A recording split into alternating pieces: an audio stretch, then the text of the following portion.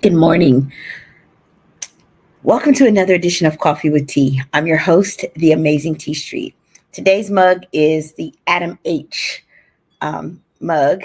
Adam stands for Alcohol and Drug Addiction and Mental Health Board of Franklin County. But really, I brought it on because I wanted to show the 988 number, which is a suicide and lifeline prevention number. The suicide and crisis lifeline number is 988. So if you ever find yourself in a crisis, a mental health crisis that you just can't work your way through, if all else fails, 988 is the number. This is Suicide Prevention Month, and so I wanted to highlight that help is available. Help is always available. It's the best thing to reach out and ask for help. So today's topic, don't skip the process of giving hope through helping others. Don't skip the process of giving hope through helping others. This is a really hard time in the world, and it feels a little chaotic. And there seems to be a lot of darkness and heaviness in the world. One of the ways that we can bring light into the darkness is by offering hope to other people. Now, I like this topic because I try to be a benefactor of hope. And part of the reason that I am, good morning, Miss Teresa.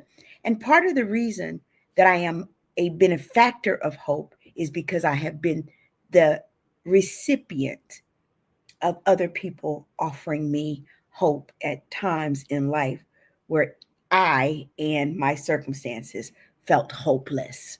And so I try to extend to other people that same kind of hope that people along my journey have offered to me. The first thing when we give hope through helping other people, we do is we help others restore their dignity. Do you understand the essentiality of giving people dignity in when they feel hopeless? Many times people struggling, whether it's with homelessness or mental health or financial stress, they feel invisible and they feel like nobody even knows that they exist.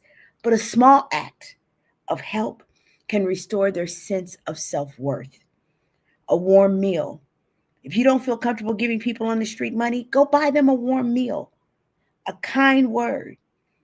And sometimes just sitting down and listening to their story, it reminds them that they matter and that someone cares about them.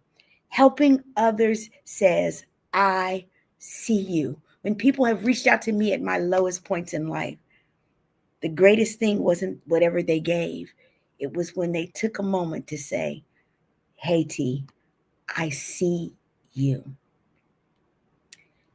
Helping builds connection and community.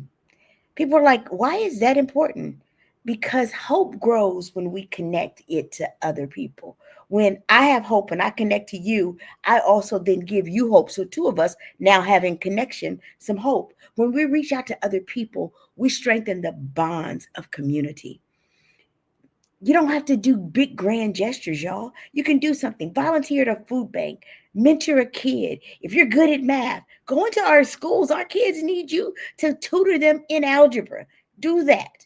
Help a child learn how to read. Support a friend who's going through a hard time.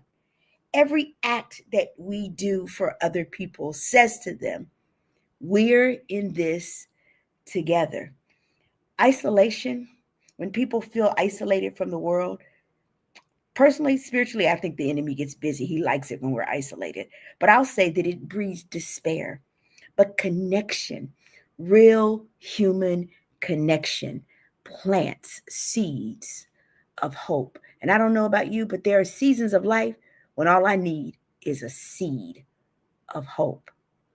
So, the next thing that I'll share with you, and the last point, helping inspires a ripple effect. You know, when you cast a rock out there, it doesn't just make a splash, it ripples the water and it makes it go out and spreads out. That's what helping other people also does. When people receive help, many of them are inspired to pay it forward. I started out by saying I'm the recipient of other people's help. And so now that I'm in a place to be able to help other people, their help inspired me to pay it forward. When kids ask me, Miss T, why are you so invested in us? I'm like, because I owe you. I don't owe you for you. I owe you because of what was sown and the seeds of hope that were planted in me. I owe you planting them also in you. When people receive any kind of help, y'all, one act of kindness can lead to another and another, which creates a ripple that goes far beyond what we can see. When I throw a rock into the ocean of young people, I'm literally throwing a rock to a time that I probably will never see. But the effect goes on long after I'm gone. Helping someone today could inspire them to help someone else tomorrow. And just like that, we become part of something bigger than ourselves, a movement of hope. This is an important message. Good morning. This is an important message because in a season where people are taking their lives at unprecedented rates, we see young people opting out when we should be giving them hope to stay in the fight of life.